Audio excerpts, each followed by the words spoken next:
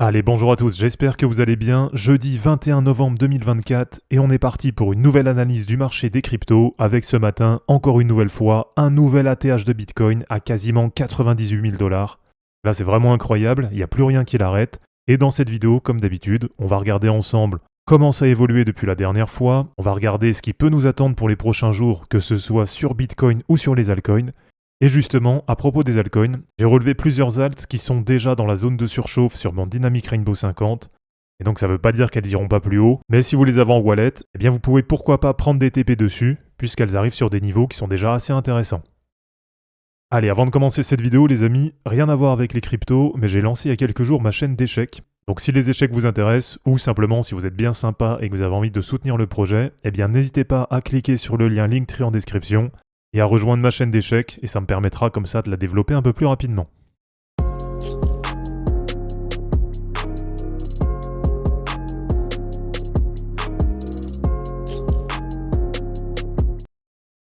Allez, du côté de Bitcoin déjà pour ce matin, donc là on est autour des 97 000 dollars, mais on a eu un point haut sur la matinée, et d'ailleurs j'ai remarqué que c'est assez souvent dans ces heures-là. Donc on a eu le point haut vers 5 heures du matin, quasiment à 98 000 dollars, ça dépend des exchanges. Et là, je pense vraiment que ça commence à surprendre pas mal de monde. Même moi, avec ma prévision, souvenez-vous, voilà, je vous l'ai remis de côté. Donc si on refait déjà un rapide débrief sur la prévision, donc je vous avais donné break des 74 000 dollars sur le mois d'octobre. Et on avait fait 73 700 le 29 octobre et le break des 74K le 6 novembre. Donc finalement, il y a à peine 15 jours, on était à 74 000. C'est pour ça, hein, rendez-vous compte comme c'est impressionnant. On a pris plus de 20 000 sur Bitcoin en à peine 15 jours. Alors après, je vous avais donné 83 000 début novembre, et ça a été atteint le 11 novembre. Donc là, en 5 jours, on avait fait 74,83. Pareil, super impressionnant. Alors derrière, je vous avais donné correction à 68 000 dollars sur début décembre. Donc là, finalement, pour l'instant, on n'a pas eu cette correction à 68 000. Alors attendez, d'ailleurs, je vais vous la mettre sur le graphe. Je crois que c'est sur celle-là, voilà, sur l'index. Allez, on enlève le RSI, voilà. Donc ce que j'attendais, c'était effectivement qu'on vienne chercher 83 000. Qui était, souvenez-vous, l'objectif de cassure à la hausse du canal descendant. Donc ça a été atteint, on a bien touché 83 000, mais par contre on l'a breaké assez franchement. Et là vraiment je pense que ça a surpris beaucoup de monde, et moi le premier. On pensait vraiment qu'ici on allait latéraliser pendant 3, 4, 5, 6 semaines peut-être, et que derrière on allait retester du coup l'ancien ATH à 68, 69 000, et qu'on allait ensuite repartir à la hausse pour aller chercher à peu près 100 000, 102 000 dollars sur fin décembre, début janvier. Donc voilà, ça c'était le plan initial, en tout cas moi c'était ce qui me paraissait cohérent. Et regardez, j'ai rien touché, hein. Je laisse vraiment tout comme c'était prévu initialement. Et là ce qui se passe c'est que maintenant, on a à peu près un mois et demi d'avance par rapport à la prévision. Alors je pense toujours que les 100 000, 102 000 dollars, ça va constituer un point d'arrêt. On va avoir un top temporaire sur ce niveau, mais c'est aussi ce que je pensais pour les 83 000. Donc voilà, c'est pas non plus à prendre au pied de la lettre. Ça se trouve, on va transpercer rapidement les 102 000 et on va monter du coup sur le niveau suivant du Dynamic Rainbow 50. Voilà, donc là on était autour des plus 50% par rapport à la moyenne mobile 50, donc à peu près autour de 89-90 000. Et je le répète, c'est d'ailleurs pour ça en grande partie que j'ai pris un premier TP sur Bitcoin à 89 000 dollars. Et franchement, par rapport à mes prix d'entrée, je regrette pas du tout cette première prise de profit. Et du coup derrière, eh bien l'objectif, ça va être d'aller chercher la courbe en jaune. Il représente, je vous rappelle, l'entrée dans la zone de surchauffe. En tout cas, c'est comme ça que j'ai défini l'indicateur. Et ça représente la moyenne mobile 50 hebdomadaire plus 100%, donc simplement la moyenne mobile 50 multipliée par 2. Donc ce niveau de la MM50 multiplié par 2, ou MM50 plus 100%, donc la courbe en jaune, c'est ce qui nous avait arrêté notamment sur l'ATH du mois de mars. Donc quand on avait fait à ce moment-là les 74 000 dollars, eh bien c'est au contact de cette courbe qu'on avait corrigé. Et si je vous montre sur 2021 comment ça s'était passé, donc sur le premier top, le top on va dire entre février et avril 2021. Donc on avait eu toute une période où on avait fait 3-4 tops sur Bitcoin. Eh bien là, on avait été à peu près sur la courbe en rouge. Et on voit que sur le deuxième ATH, donc sur la deuxième partie du cycle, en novembre 2021, là ce qui nous avait arrêté, c'était la moyenne mobile 50 plus 50%, donc simplement la courbe en vert. Donc c'est notamment pour ça que régulièrement, je vous dis que l'ATH de novembre 2021, en tout cas personnellement je ne le prends pas souvent en compte dans les analyses, puisqu'on avait vu qu'il y a pas mal d'indicateurs qui montraient bien que toute cette deuxième période-là, ça avait été en partie, on va dire, artificiellement pumpé par FTX.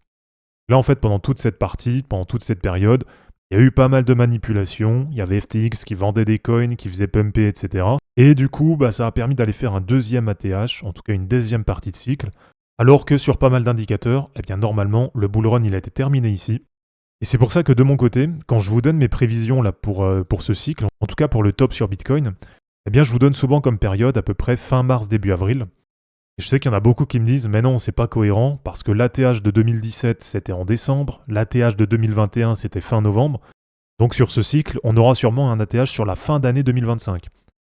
Alors oui, c'est possible. Donc c'est pour ça que je garde à peu près deux scénarios en tête, que j'ai deux probabilités. Déjà, celui que je préférerais, ce serait que ça se termine là prochainement, donc vers mars-avril 2025. Et dans le même temps, c'est celui qui me paraît le plus cohérent. Le deuxième scénario, je vous l'ai déjà présenté, ce serait effectivement qu'on ait une fin de bull run avec un top notamment sur Bitcoin autour de septembre-octobre 2025. Donc voilà, ça c'est les deux scénarios.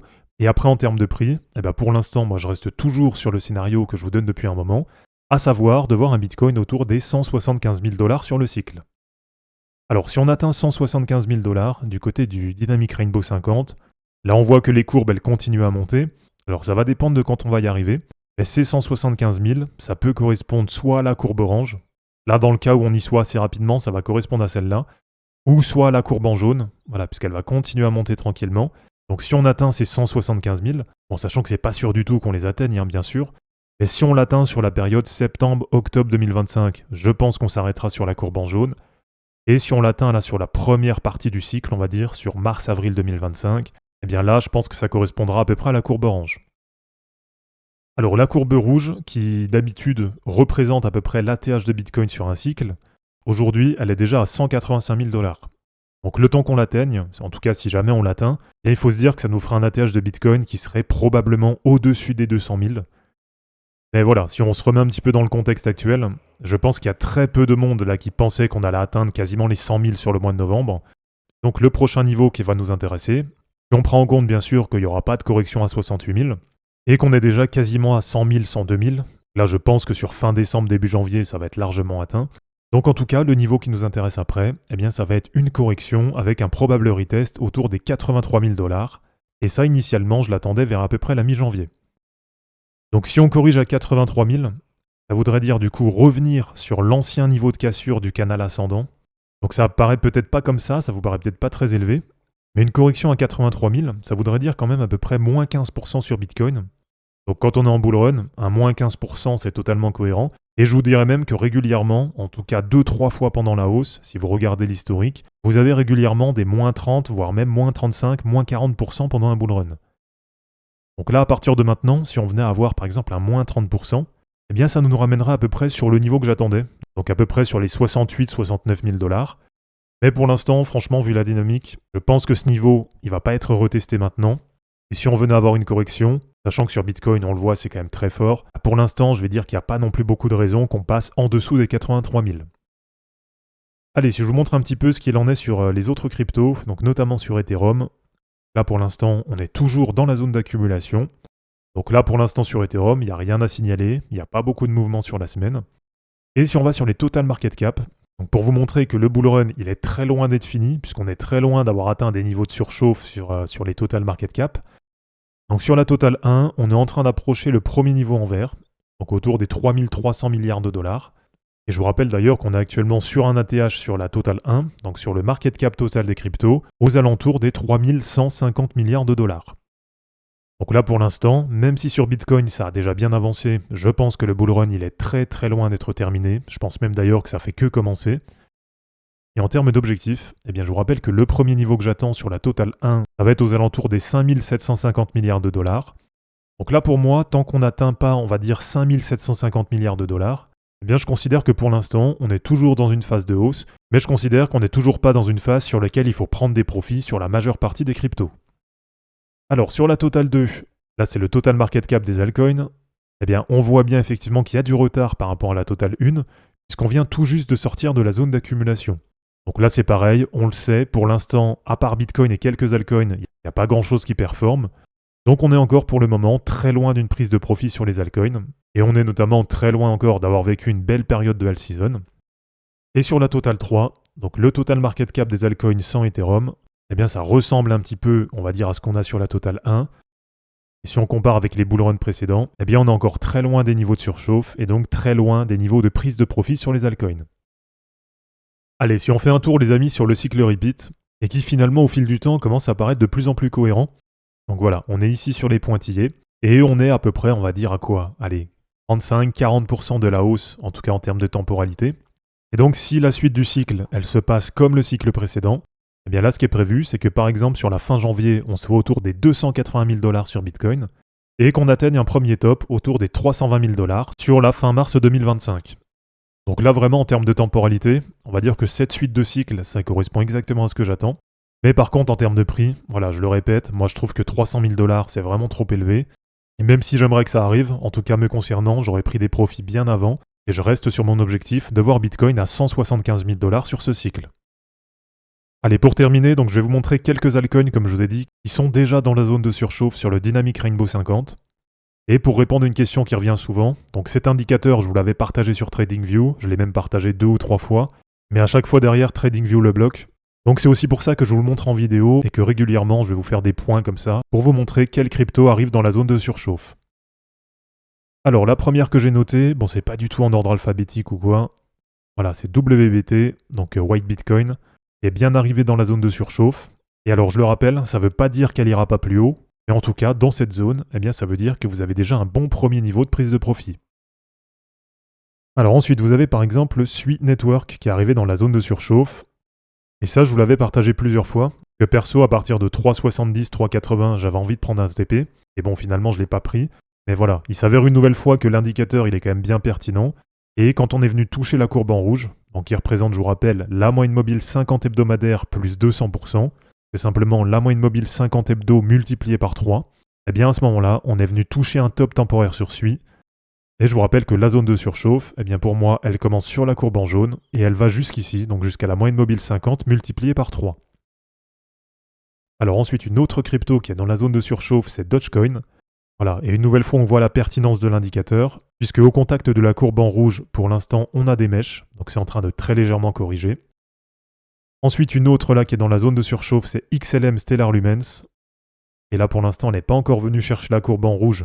Mais en tout cas, si vous êtes rentré dessus assez bas, eh bien une nouvelle fois, là, vous avez un premier bon niveau de TP pour du long terme. Alors ensuite, on a aussi Bonk qui est dans la zone de surchauffe. Donc finalement, on va avoir pas mal de memecoin. Elle a dépassé très légèrement la courbe en orange. Alors ensuite, parmi toutes les cryptos que je suis, j'ai noté aussi PP qui est arrivé dans la zone de surchauffe. Vous avez un premier bon niveau assez intéressant pour décharger un peu sur PP. Et la troisième que j'ai notée, eh bien c'est sur MOG, qui a un memecoin de chat et qui est aussi dans la zone de surchauffe. Donc voilà les amis, c'est terminé pour cette vidéo d'analyse technique sur les cryptos. J'espère en tout cas que ça vous aura plu. N'hésitez pas à aimer cette vidéo, à la commenter et à vous abonner pour en suivre d'autres.